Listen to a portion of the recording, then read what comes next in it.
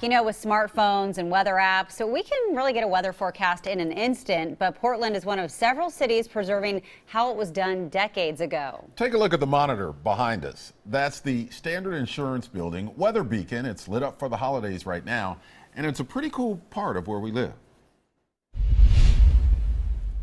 We started to see the advent of these weather beacons in the 1950s and 60s, and there were dozens of them at one time, scattered around cities in the United States. 17 stories up, the 4-foot weather beacon sits on a 50-foot pole, giving a basic forecast to the entire city. Look at the weather beacon on top of the Standard Insurance Building. It is blinking, and that means more rain is headed our way. Do people still pay attention to the beacon?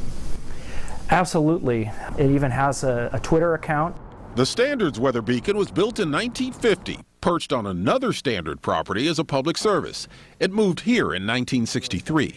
The Standard Plaza was one of the largest buildings in downtown, so this beacon could be seen from miles and miles away. The beacon has been updated several times, most recently with LED lighting to keep costs low.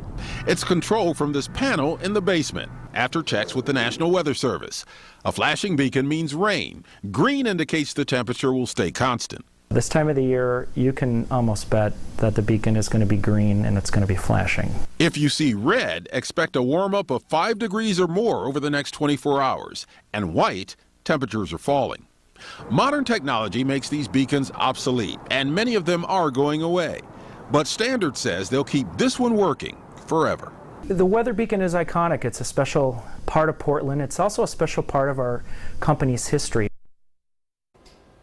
Well, a few other cities also have working weather beacons. They include San Francisco, Toronto, and Boston. And of course, you don't get as much information off the weather beacon as you do from Sally Showman and our weather apps. And she's